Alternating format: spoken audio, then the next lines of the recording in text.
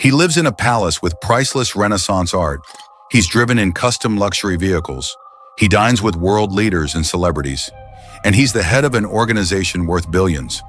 But the man who holds one of the world's most powerful positions sleeps in a small room, carries his own briefcase, and once rode the public bus to work. Pope Francis, a man who could live like a king, but chooses to live like a servant. Welcome to the paradox that is Pope Francis, the spiritual leader of 1.3 billion Catholics worldwide. Behind the white robes and gentle smile lies a story that will challenge everything you thought you knew about wealth, power, and what it means to be truly rich. In a world obsessed with excess, here's a billionaire who gave it all away. But was it really his choice? What secrets lie behind the Vatican walls? And what personal sacrifices has this man made that the world doesn't see? Today, we pull back the curtain on one of the most fascinating figures of our time. This isn't just about religion. This is about a revolutionary approach to power and wealth that's sending shockwaves through the establishment. By the end of this video, you'll understand why Forbes magazine called him the most powerful, humble man in the world, and why his approach to wealth might just change how you think about your own life. But first, we need to address the elephant in the room. Is Pope Francis actually a billionaire? The answer may surprise you. Let's get one thing straight. Pope Francis himself doesn't have a personal fortune. He took a vow of poverty long before becoming pope. But as the leader of the Catholic Church, he sits at the helm of one of the wealthiest organizations on the planet. The Vatican's wealth has been estimated between $10 to $15 billion in financial assets alone. Add in priceless art, historic buildings, and global real estate holdings, and you're looking at a truly astronomical figure. But here's where things get interesting. While Francis technically oversees this vast wealth, his personal lifestyle couldn't be more different from what you'd expect. When Cardinal Jorge Bergoglio became Pope Francis in 2013, the world expected another traditional pontiff. Instead, they got a man who refused to live in the lavish papal apartments, opted for simple black shoes over the traditional red ones, and drove around in a used Renault instead of the custom Pope-mobile. Before we go deeper into Francis's revolutionary approach to wealth, let's take a step back. Who exactly is this man who turned down a life of luxury that was his for the taking? Born Jorge Mario Bergoglio in Buenos Aires, Argentina, in 1936, Francis came from humble beginnings. The son of Italian immigrants, young Jorge grew up in a middle-class family. Before finding his religious calling, he worked as a bouncer at a nightclub and a chemical technician. But here's something most people don't know about Pope Francis. Before becoming pope, he had already been living a life of simplicity for decades. As Archbishop of Buenos Aires, he lived in a simple apartment instead of the episcopal palace, cooked his own meals, and rode public transportation. But why would someone willingly reject wealth and comfort when it's freely offered? What drives a man to choose a path of such radical simplicity? The answer lies in a promise he made decades ago, a promise that would eventually shake the foundations of one of the world's oldest institutions. In 1969, a young priest named Jorge Bergoglio made a vow of poverty as a Jesuit. But unlike many who take such vows, Bergoglio's commitment went beyond mere obligation. For him, it was deeply personal. Growing up in Argentina, Bergoglio witnessed extreme poverty firsthand. As his country weathered economic collapse after economic collapse, he saw how wealth disparities tore communities apart. These early experiences shaped a worldview that would later define his papacy.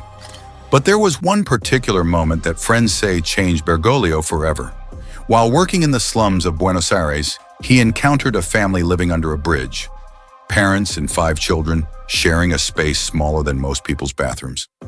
What happened next isn't recorded in any official biography, but those close to Francis say that night, he gave away not just the money in his pocket, but the shoes off his feet and the coat off his back. He returned to the Jesuit residence, soaking wet and barefoot. When asked what happened, he reportedly said only, "I met Christ today. He needed shoes more than I did." Whether this story is legendary or literal, one thing is certain. Bergoglio's commitment to the poor wasn't just talk. And when he became Pope Francis, that commitment would be put to the ultimate test. Because suddenly the man who rode the bus to work was being offered palaces, servants, and access to billions in assets. The world wondered, would power change him? What the world didn't know was that, within hours of becoming Pope, Francis made a decision that sent shockwaves through the Vatican establishment. A decision that some insiders say put his very life at risk. March 13, 2013. White smoke rises from the Sistine Chapel. Cardinal Jorge Bergoglio has just become Pope Francis. As per tradition, he's led to the Room of Tears, a small chamber where new popes don their papal vestments for the first time. Vatican staff had prepared the traditional ensemble: red shoes, ermine-trimmed cape, an ornate gold cross. But Francis shocked them all with 4 simple words: "No thank you, this." He chose a plain white cassock, simple cross, and ordinary black shoes. It might seem like a small gesture, but in the deeply traditional world of the Vatican, it was nothing short of revolutionary. Within days, more changes followed. Francis announced he wouldn't live in the papal apartments, but instead in the modest Vatican guest house, Santa Marta. He began carrying his own luggage, paying his own hotel bills and making his own phone calls. But the real shock came when Francis turned his attention to the Vatican Bank, an institution shrouded in secrecy and long rumored to be corrupt. What Francis discovered was worse than anyone imagined: money laundering, tax evasion, and connections to organized crime. The Vatican's wealth wasn't just immense. Parts of it were dirty. Francis didn't hesitate. He fired entrenched officials, brought in outside auditors, and began the painful process of cleaning house. For the first time in history, the Vatican's finances would become transparent. But Francis's reformation went beyond finances. He redirected church resources toward refugee services, homeless shelters, and disaster relief. He ordered luxury bishop residences around the world to be converted into homeless shelters and soup kitchens. But there was a price to pay for these radical changes. As Francis dismantled power structures that had existed for centuries, he made powerful enemies. By 2015, Vatican insiders were whispering about plots against the reformist pope. One cardinal reportedly said, "This man must be stopped before he destroys the church." What few people know is just how close these threats came to becoming reality, and the personal sacrifice Francis was willing to make. Beyond the public persona of Pope Francis, the smiling, humble leader beloved by millions, lies a more complex reality. The cost of his choices has been deeply personal. Francis rises at 4:30 a.m. each day and often works until late in the evening. At 88 years old, he maintains a schedule that would exhaust someone half his age. Despite having part of one lung removed as a young man, he pushes himself relentlessly. His room at the Santa Marta guest house is roughly 750 square feet, smaller than many apartments. It contains a simple bed, a desk, a few chairs, and a small bathroom. No luxury, no excess, just the necessities. Francis's typical day includes meetings with world leaders, managing church affairs, writing documents that will influence over 1 billion Catholics, and still making time to personally respond to letters from ordinary people facing hardship.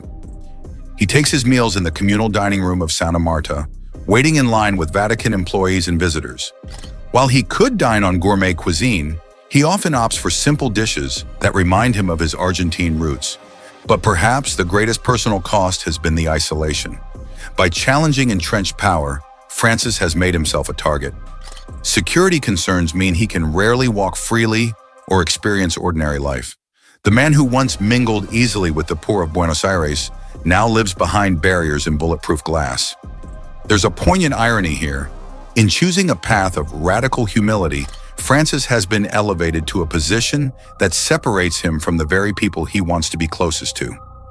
It's why he sometimes breaks protocol, to touch, to embrace, to connect with people directly. These moments aren't just compassionate gestures. They're glimpses of the man beneath the robes, still fighting to maintain his humanity amid inhuman pressures. And then there are the threats. Vatican security has confirmed multiple credible assassination plots against Francis since he began reforming the church's finances. Some from organized crime groups whose money laundering was disrupted, others from extremists who consider his reforms heretical. What hasn't been reported until recently is that Francis refused enhanced security measures for years, saying, "If they want to kill me for trying to do what Jesus would do, then so be it." It was only after a near miss in 2019, details of which remain classified, that Francis finally agreed to additional protection. The life this man has chosen raises profound questions about wealth, power, and purpose that go far beyond religion. But the most remarkable aspect of Francis's story may be what happened in December 2021, an event that changed how many viewed his commitment to the poor forever. December 17th, 2021, a bitterly cold night in Rome. Pope Francis left the Vatican secretly with minimal security, breaking numerous protocols. His destination wasn't a diplomatic meeting or high-profile event, but one of Rome's poorest neighborhoods. That night, as temperatures dropped below freezing, Francis helped distribute sleeping bags, food, and medicine to homeless people. This wasn't a photo opportunity. No press was invited. The story only emerged when someone recognized Francis, despite his attempt to be discreet. For Francis, these aren't gestures. They're expressions of his core belief that true wealth isn't found in possessions or power, but in human connection and service to others. This philosophy extends to how Francis views the Church's vast resources. In a 2013 speech that sent tremors through religious and financial circles alike, he declared, "The Church is not an NGO. Money must serve, not rule." Under Francis's direction, the Vatican has dramatically increased funding for humanitarian causes, building hospitals in conflict zones, expanding refugee services across 5 continents, and establishing sustainability projects in regions devastated by climate change. But what about those priceless treasures? The art, the buildings, the gold. Critics have asked why Francis doesn't sell it all and give the money to the poor. Francis's answer reveals the nuance in his thinking. He sees these treasures not as the Church's possessions, but as humanity's cultural heritage held in trust. His focus instead has been on making them more accessible to ordinary people, especially the disadvantaged. Under Francis, the Vatican museums have instituted special programs for refugees, the homeless, and at-risk youth, not just to view the art, but to participate in workshops and experience beauty that was once reserved for the privileged. This is perhaps Francis's most revolutionary idea, that wealth, whether financial, cultural, or spiritual, must circulate to have value, that hoarding creates poverty, while sharing creates abundance. For a man who could have everything, Francis seems most alive when he has nothing between himself and others. No protocols, no barriers, no distinctions of rank or wealth. As we consider the billionaire life of Pope Francis, perhaps we're looking at wealth all wrong. By conventional standards, Francis gave up comfort, luxury, and ease. But watching him among those he serves, one can't help but wonder, has he sacrificed wealth or found it in its truest form? The story of Pope Francis offers a radical perspective on wealth and power that transcends religious boundaries. In a world increasingly defined by consumption and status, here stands a man who could have palaces but chooses simplicity, who could be served but chooses to serve. Whether you're religious or not, the questions his life raises are universal. What do we really need to be happy? What responsibility do those with resources have toward those without? Is there a kind of wealth that cannot be measured in dollars or possessions? In 2019, when asked about his legacy, Francis gave a characteristic response. "I might be remembered as someone who tried to do some good, or as a fool. Either is fine with me." As his papacy continues, the man who could be living a billionaire lifestyle but chooses not to remains an enigma to some and an inspiration to others. Perhaps the true measure of wealth isn't what we accumulate, but what we're willing to give away. Not what we have, but who we become. I'd love to know what you think. Has Francis's example changed how you view wealth or success? How do you define true richness in your own life? Share your thoughts in the comments below.